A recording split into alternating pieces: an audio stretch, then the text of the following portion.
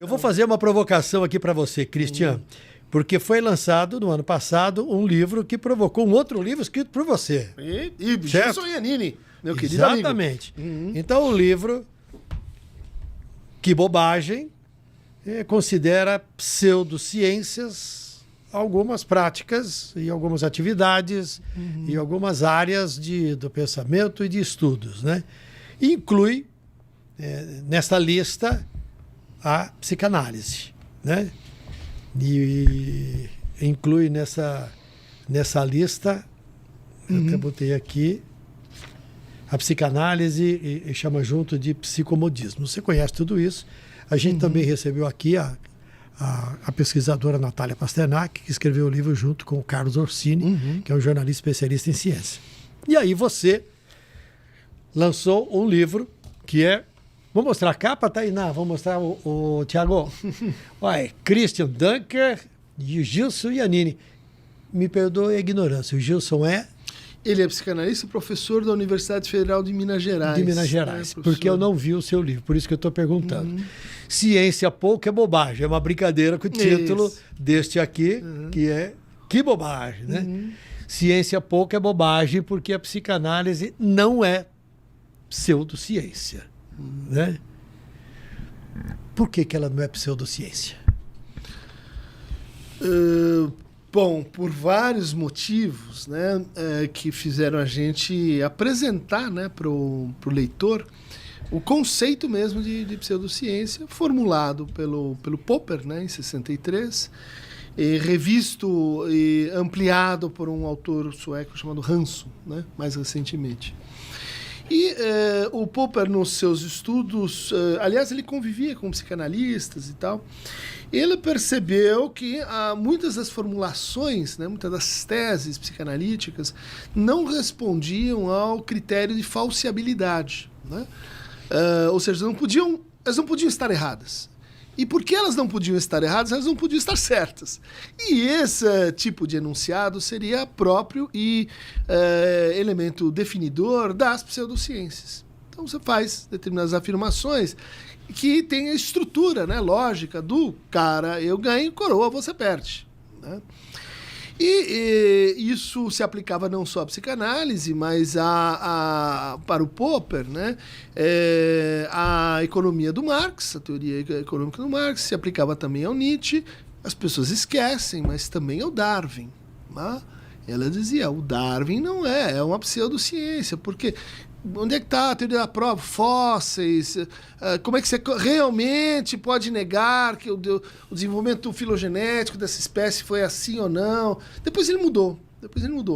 Mas esse critério, né, ele está ligado à ideia de que a ciência é um tipo de conhecimento que você pode descrever formalmente, independente da sociedade, do tempo histórico onde ele acontece, mas que ele vai ter, então, essa propriedade de não poder ser, assim, refutado, além de que ele estaria, assim, esses enunciados, eles acontecem em disciplinas que querem usar a autoridade da ciência para aumentar os seus lucros, para se justificar, né, no debate público e etc. Bom, tá errado, porque tem um autor, né, que infelizmente não leram, em 1984, chamado On Foundations of Psychoanalysis, um livro de referência para a crítica epistemológica, crítica da cientificidade em psicanálise, né, onde tem lá uma demonstração clara e distinta, dizendo, obviamente, os enunciados psicanalíticos são refutáveis. Popper, você não leu Freud direito, é só isso, tudo bem.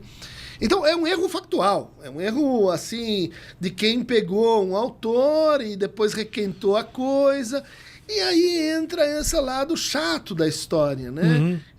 Que é, hoje, mais do que nunca, a gente precisa de uma divulgação científica à altura da nossa época, para enfrentar fake news, para enfrentar pós-verdade, para informar a população e, às vezes, discutir com a população, como a Natália fez tão bem no momento em que a gente atravessou a Covid e teve que debater vacinação.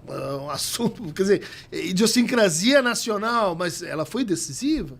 Ela foi decisiva e o que ela estava fazendo ali na televisão, nos jornais, etc., era divulgação científica de alta qualidade, né? E a gente precisa de mais disso. O que acontece quando a gente sai da epidemia e daí vem um trabalho que, vamos dizer assim, tem uma montagem muito ruim. Porque, no fundo, os argumentos são velhos, eles foram refutados, e eles não se apoiam em autores, vamos dizer assim. Você tem, por exemplo, 15 boas biografias do Freud. Tem uma que diz que o problema dele é que ele tinha um caso com a cunhada e ele cheirava cocaína. A pessoa vai lá e pega essa. Né? E é verdade, é possível que isso tenha acontecido. Mas o que isso desabona a ciência psicanalítica, se é que ela é uma ciência ou não? Né? E aí a gente começa a ver que a argumentar por constelação, né? Assim, então, psicanálise, astrologia, homeopatia, tudo isso forma um mesmo conjunto. Eu acho que é muito pouco rigoroso, né?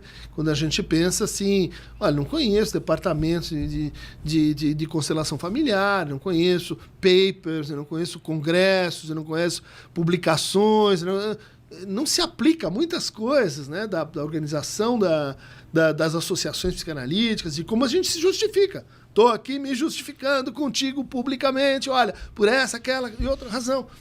Ocorre que a psicanálise ela é também não só um debate com as ciências, ela tem uma sobreposição com a ciência, nem tudo na psicanálise científico, né? Mas ela é também entre outras, um discurso de crítica ao cientificismo, né?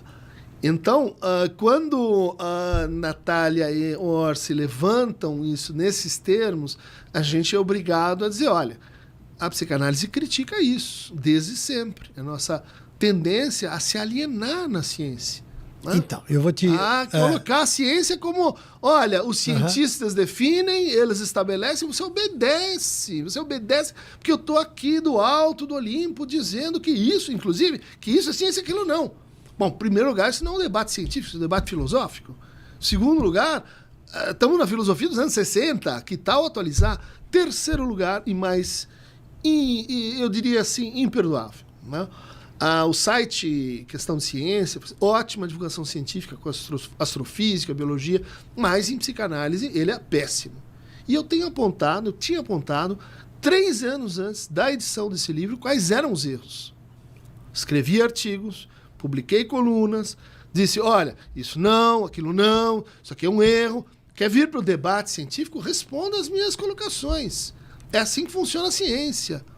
Não acolheram nada. O livro é um decalque disso que eles já vinham falando.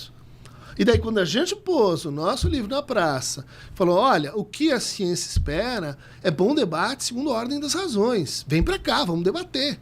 Eu quero debater contigo. Né?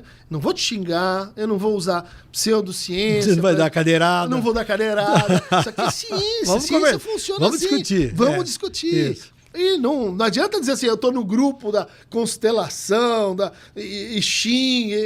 Você me pôs nesse grupo, mas pode ser que sim, pode ser que não, mas precisa discutir com rigor. Tá? Ok. E, de fato, acho que isso foi um ponto assim em que Natália declara a sua, vamos dizer assim, seu espírito anticientífico. Sim. O jornal O Valor vamos fazer uma matéria, Cris. Nunca eu fui lá, dei a entrevista, ela falou, me recuso a falar com essa pessoa. Por quê? Estou xingando, nosso livro faz algum desabono. Por que essa pessoa que se dedica a escrever um livro, né, sobre essa matéria se recusa a falar com o autor? Escuta, sou professor titular do Instituto de Psicologia da Universidade de São Paulo. Eu tenho mais graduação do que essa senhora. Pode ser que em outra área. Mas você dizer que eu não debato com você porque você é o que eu acho que não sei das quantas, isso é ciência. Isso é pseudociência.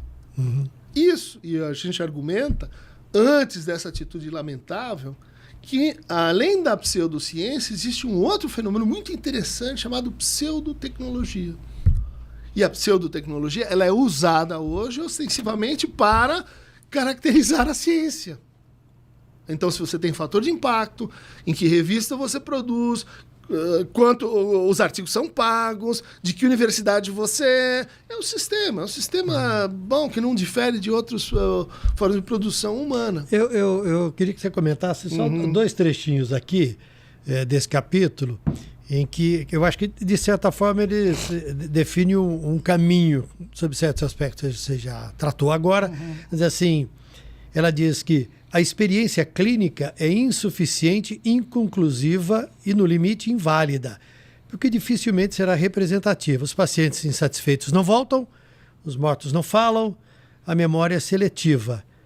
E o que é pior, a inclinação teórica pessoal do terapeuta vai influenciar a sua leitura dos resultados. Ou seja, eu posso concluir que ela está dizendo assim, faltam testes e falta ciência que prove que a psicanálise é ciência, né?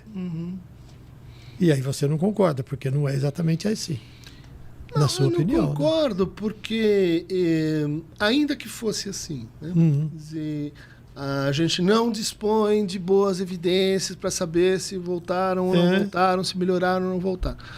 Bom, o fato de não dispor de evidências não justifica que essas evidências não possam ser produzidas.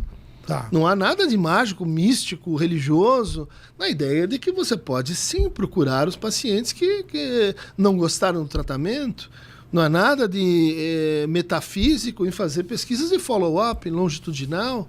Como? E aí é uma resposta factual, né? Um estudo de Estocolmo feito aí nos anos 80, patrocinado pelo governo sueco, que pegou os pacientes e que comparou várias terapias e que você pode discutir, e esse é outra deslealdade, né? Você pode dizer, olha aqui, mas tem essa pesquisa, ela fez isso que você está dizendo que não dá para fazer. Ela fez. Você não leu essa pesquisa, mas está aqui para você, isso eu já tinha posto antes do livro. Está aqui, leia essa pesquisa que você vai ver. Você pode dizer, mas isso podia ter sido feito melhor. A gente podia ter um sistema de corte mais rigoroso, podia ter uma técnica de colheita de dados mais longa. É tudo verdade. Mas dizer que isso não é possível de ser feito, é, em primeiro lugar, uma tolice, né? Internamente, né? Quer dizer, o enunciado ele não se sustenta. E segundo, é a ignorância. Isso foi feito. E existem inúmeras pesquisas que assim metodologizam a psicanálise, daí dão à psicanálise uma certa consistência e regularidade que ela, fora disso, não tem, de fato, né? Hoje, o que a gente chama de psicanálise são muitas formas diferentes de psicoterapia. Mas o pessoal de academia pesada foi lá e falou, olha, vamos então padronizar, em vez de falar em psicanálise, vamos falar em long-term psychodynamic therapy, terapia psicodinâmica de longo prazo. Tá? Então, envolve transferência, interpretação, pegaram alguns elementos da psicanálise para a definição disso, fizeram comparativos, essa aqui é a forma que apresenta tantas evidências de cura, de tratamento, para a maior parte, algumas patologias menos, outras mais, do que qualquer outra forma de psicoterapia, de qualquer outra forma de psicoterapia baseada em evidências. Quer dizer, isso é o jornal da Associação Mundial de Psiquiatria no ano passado. Por que fazer uma divulgação científica tão mal informada? Aí vem, tem interesse. Não me interessa se tem interesses por trás, o que vai ganhar e etc. Mas isso não parece um jogo científico. E por isso nós batemos forte, porque a ideia é nós precisamos de melhor divulgação científica. Nós precisamos, por exemplo, psicanálise, precisa falar mais e melhor com as pessoas comuns, com as pessoas que têm educação formal, não tem. A gente precisa se justificar, não é xingar o outro. Isso não... Tolice. Olá, eu sou o Carlos Tramontina. Gostaram do corte? Então se inscrevam no canal, curtam, compartilhem, falem com os amigos. E se quiserem ver o episódio inteiro, é só ir lá no Flow News. Vocês vão encontrar tudo o que estão buscando. Um abraço.